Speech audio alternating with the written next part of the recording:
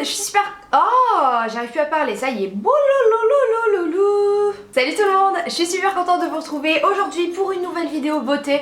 Et aujourd'hui, je vais essayer de vous donner mes conseils pour débuter dans le maquillage. Donc autant la technique que les produits qu'il faut utiliser et puis des petits trucs et astuces. Le premier conseil que je peux vous donner, donc ça c'est vraiment pour les plus jeunes d'entre vous, c'est l'autorisation des parents. Se maquiller dans le bus, il n'y a vraiment rien de pire. J'ai vu des catastrophes dans le tram et dans le bus en voyant des filles qui essayaient de se maquiller. Alors je sais pas si elles étaient en retard ou si elles se cachaient de leurs parents. Quoi qu'il en soit, c'était une catastrophe. Non, ne faites jamais ça. Donc c'est vrai que c'est chiant de leur demander l'autorisation de devenir féminine, hein. Franchement des fois on aurait envie de l'étrangler. N'étranglez jamais vos parents, hein. Vous débuterez plus sereinement dans le maquillage si vous avez l'autorisation de vos parents. Et dans ce conseil, j'inclus aussi qu'il faut savoir ce que ça implique de se maquiller. Quand tu te maquilles, quand tu prends l'habitude de te maquiller, ça implique que le jour où tu n'auras pas envie de te maquiller, mais que les gens autour de toi auront pris l'habitude de te voir maquiller, vont te dire oh, ah non mais je t'embrasse pas, t'es malade là. Voilà. Encore une fois, après si on sait bien se maquiller et qu'on soigne bien sa peau avant et après le maquillage, ça devrait diminuer le risque, mais quoi qu'il en soit, votre peau va s'abîmer, c'est sûr. La peau de la femme qui s'est toujours maquillée est beaucoup plus abîmée et beaucoup moins belle que celle qui ne s'est jamais maquillée, c'est un fait. Maintenant que j'ai fait peur à tout le monde, on peut commencer. Le deuxième conseil que je peux vous donner, c'est de s'autoriser un budget déjà défini pour le maquillage. Comme ça, vous n'irez pas dépenser tout votre argent dans le maquillage, parce que c'est vrai que quand on débute, tout ce qu'on voit on a envie de l'acheter, non, il faut que vous fassiez une liste. C'est vraiment cool pour ça YouTube, parce que du coup si un produit vous tente, vous pouvez aller voir des revues, des avis ou même des articles sur des blogs, etc. Et ça vous permettra de savoir si oui ou non vous devez acheter ce produit. Je sais que moi, quand j'ai débuté dans le maquillage, je voulais absolument pas mettre plus de 12-13 € dans une palette pour les yeux. Donc souvent je trouvais bien moins cher et j'en étais bien contente. Mais de toute façon, si une palette me faisait envie et qu'elle était à 20 €, je ne l'achetais pas parce que je m'étais fixé un budget et que une fois qu'on a les règles un peu fixées, on les respecte logiquement. Ça vous évitera des dépenses inutiles, ça vous évitera d'avoir trop de produits alors que vous débutez et que vous n'avez besoin que de quelques produits. Comme je vous ai dit de faire une liste, je vais vous aider à la faire avec vous. Voilà, on va la faire ensemble. N'hésitez pas à prendre un petit stylo, une petite feuille et à noter ce qu'il vous faut. On va commencer par le teint bien évidemment, et le premier produit que je peux vous conseiller et que je dois vous conseiller et que je vous conseille tout court, c'est la crème hydratante. Ça n'est pas du maquillage, mais franchement il faut absolument passer par la crème hydratante, il n'y a même pas le choix. Je ne vous laisse pas le choix. J'interdis quiconque qui passe par cette vidéo de commencer à se maquiller sans poser de crème hydratante. C'est important d'avoir une peau préparée avant de mettre son fond de teint, nanani, la poudre, nanana. Et encore les nanani et les nananas. Comme je vous l'ai dit dans une de mes dernières vidéos, c'est hyper important d'en mettre aussi dans le cou et sur le décolleté, parce que les premiers signes de vieillesse chez une femme, ça se voit sur le visage mais aussi sur le cou et le décolleté. Donc si on pouvait éviter l'apparition de ces rides, et ben on le fait. Si vous débutez dans le maquillage, pas de fond de teint. Si vous êtes au collège, surtout pas de fond de teint. Je ne veux pas mettre de fond de teint, mais c'est pas de ma faute, parce qu'il y a des fonds de teint, ils sont trop beaux, et voilà, et je craque, c'est pas de ma faute. Après, je sais que surtout à l'adolescence, on a des boutons, etc. Mais il y a moyen de les cacher autrement. Et si vous avez de l'acné, alors là, je ne peux rien faire pour vous, je ne suis pas une professionnelle. L'acné, c'est une maladie, donc à partir de là, il faut aller voir un dermato. Mais moi personnellement, même si j'avais eu de l'acné, j'aurais pas mis de fond de teint, tout simplement parce que je trouve que c'est pas hygiénique du tout, qu'on l'applique au pinceau, au beauty blender ou même au doigt. C'est frotter les boutons, c'est déplacer les germes. Moi je conseille pas de fond de teint. Après c'est vrai que je suis pas une professionnelle, je ne l'ai pas vécu, donc je sais que ça peut être très chiant et très complexant, donc j'ai rien à dire là-dessus. Si vous avez une peau normale avec quelques imperfections et que vous voulez quand même mettre quelque chose, mettez plutôt une bébé crème ou une CC crème. Il y en a qui sont très bien, qui s'achètent en grande surface, qui coûtent pas très cher et qui franchement valent le coup. Il y en a qui sont très nuls, n'est-ce pas? La caca crème par exemple, les vrais savent. Évidemment je vous conseille de l'appliquer à la main, pas besoin de pinceau pour ça, ni de beauty blender. Pour l'instant, on peut s'en sortir avec les doigts. Après, si vous avez des cernes, et moi j'ai mis de l'anti-cerne dès le collège, si vous avez des cernes très prononcées. D'ailleurs, je tiens à dire quelque chose parce que j'en ai marre. On dit un cerne, on ne dit pas une cerne. Donc quand je dis un cerne, c'est correct. Cerne, c'est masculin. Voilà. Que ce soit dit. Coup de gueule terminé. Dès le collège, j'ai commencé à m'appliquer de l'anti-cerne parce que vraiment moi c'est un très gros complexe et que c'est limite des poches, donc j'aime pas du tout ça.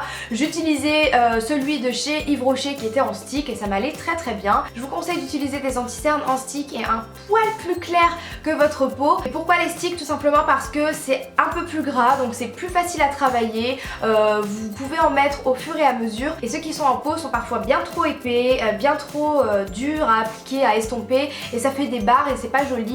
donc voilà. Ensuite la poudre matifiante, ça c'est valable même pour celles qui ne mettent pas de fond de teint. C'est hyper important parce qu'à l'adolescence on a la peau qui brille, merci les hormones, oui oui oui. Dans les poudres pas chères, celles de LF et de Kiko sont très bien. On l'applique en tapotant sur la zone T par exemple parce que c'est là qu'on brille. Pas besoin d'en mettre sur les joues si vous n'avez pas la peau grasse. C'est hyper important de tapoter surtout pour celles qui ont mis de la bébé crème ou du fond de teint parce que ça va pas déplacer la matière et que ça va juste la fixer. J'ai oublié de dire que ce soit fond de teint, bébé crème, anti-cerne, etc. ne prenez jamais une teinte orange, ne prenez jamais plus foncé pour avoir l'air bronzé. C'est immonde et dans 5 ans, quand vous regarderez vos photos, vous allez vomir. Voilà. La dernière étape c'est le blush, c'est pas indispensable, moi je trouve que c'est pas obligé, mais c'est vrai que ça donne un petit côté mignon et une petite touche de couleur. Pour ça vous avez besoin d'un pinceau biseauté, c'est-à-dire un pinceau qui est un petit peu penché, et j'ai fait comme si je tenais un pinceau, non mais n'importe quoi là. Les blushs bois de rose, je trouve que ça va à tout le monde, alors après c'est mon avis, mais mis en petites touches, c'est vrai que c'est hyper joli, et pour l'appliquer il suffit de sourire. Je l'applique vers le bas en espèce de diagonale pour aller vers la bouche, mais je ne vais jamais jusqu'à la bouche, hein, évidemment je m'arrête un petit peu là. C'est le maquilleur de chez L'Oréal qui nous avait appris ça, et je trouve que c'est vrai que ça fait plus joli, ça fait plus diffusé. Et ensuite on l'estompe avec le gros pinceau qu'on a utilisé pour mettre la poudre matifiante et le tour est joué. On va passer au conseil numéro 4 avec les yeux. Donc la première chose à faire c'est d'appliquer une base. Moi quand j'étais au collège et au lycée c'était une catastrophe parce que parfois je ne mettais pas de base, surtout en 3ème je crois, où je ne connaissais absolument pas l'existence des bases et mon dieu j'aurais dû, n'est-ce pas? Et du coup je mettais du fard à paupières, déjà j'estompais pas donc laisse tomber la neige, et en plus de ça au bout de 2 heures ça filait, c'était dégoûtant. Quand je fermais les yeux ça faisait genre fard à paupières, un petit fil gras dégueu, fard à paupières, un petit immonde. De 1, la base ça va vous permettre d'unifier votre paupière et c'est beaucoup plus joli. On a l'air moins fatigué, moi je trouve ça vraiment plus beau. Deuxième point, ça va permettre de fixer votre fard à paupières et de ne pas filer. N'est-ce pas Auréa? Et troisième point, ça va surtout permettre d'intensifier la couleur de votre fard et du coup vous serez pas obligé d'en remettre plein et d'avoir des chutes dégueu qui vont tomber là. Vous aurez besoin d'en mettre qu'une seule fois et grâce à la base ça sera très joli. Vous pouvez très bien vous arrêter là si vous n'avez pas envie de mettre de fard à paupières après. Grâce à la base votre œil sera unifié, donc si vous voulez vous arrêter là, vous vous arrêtez là. Mais pour celles qui ont quand même envie de toucher un petit peu au fard à paupières, etc., moi je vous conseille de mettre un fard qui s'apparente un petit peu à votre couleur de peau, mais qui est plus pailleté, plus irisé. Je ne vous conseille absolument pas de commencer avec les fards mat parce que ce sont des fards qui sont beaucoup plus difficiles à estomper et à travailler que les fards irisés. Les fards irisés, l'avantage c'est qu'ils sont plus poudreux, donc plus faciles à estomper, ils reflètent plus la lumière, donc même si c'est un petit peu mal estompé, ça se voit pas trop parce qu'il y a les reflets de lumière. Enfin bref, franchement c'est beaucoup plus facile les fards irisés. Pour le conseil numéro 5, j'ai pris une couleur rosée un tout petit peu plus foncée qui est toujours irisée et je l'ai appliquée dans mon creux de paupière, donc c'est là où il y a le pli, et je l'ai mis avec mon pinceau estompeur et ensuite j'ai estompé, j'ai vraiment mis en petites touches. Ça permet de donner un petit peu de profondeur au regard et puis un petit peu de forme au maquillage, c'est plus structuré et moi je trouve ça plus joli. Et puis l'estompage, les filles, estomper. Il y a des pinceaux estompeurs dans tous les prix. Si vous voulez voir les pinceaux que moi j'utilise, j'ai fait un article sur mon blog que je vous mettrai juste ici, mais vraiment il faut estomper à mort, c'est trop important, faut pas négliger ça. Le conseil numéro 6 que j'ai à vous donner, c'est pas de crayon, surtout en muqueuse.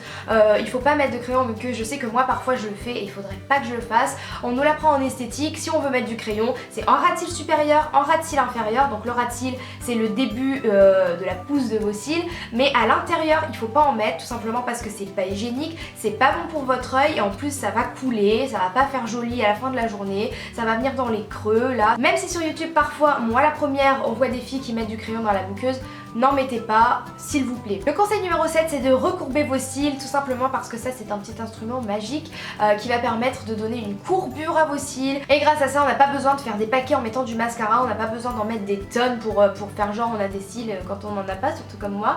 Le recourbe-cils c'est vraiment magique, ça ne fait pas mal. Et pour le mascara, moi je vous conseille un mascara assez naturel qui ne fait pas de paquets, on en trouve dans tous les prix. Moi j'adore le Miss Manga de chez L'Oréal, ou bien le volume déployé de chez Yves Rocher, il me semble qu'il s'appelle comme ça. Il coûte cher de base mais ils font souvent des moins 50% chez Yves Rocher, donc faut attendre les promotions et ça revient pas trop cher. Pour l'appliquer sans en mettre sur ma paupière, parce que ça c'est vraiment rageant quand on met son mascara et qu'on en fout sur la paupière, je mets mon miroir vers le bas, comme ça je regarde un peu vers le bas, et en mettant c'est pratiquement impossible que j'en mette sur la paupière. Conseil numéro 8, et on va passer aux lèvres, je vous conseille d'exfolier vos lèvres au moins une fois par semaine. C'est hyper important d'avoir des jolies lèvres avant de mettre quoi que ce soit dessus, c'est comme la peau, faut pas mettre du fond de teint etc. Si on fait jamais de gommage, de masque, masque si on met pas de crème hydratante. Moi je trouve que c'est la base, vraiment. Le conseil numéro 9, et c'est toujours à propos des lèvres, si vous voulez les colorer, je vous conseille tout simplement de mettre des baumes à lèvres colorés.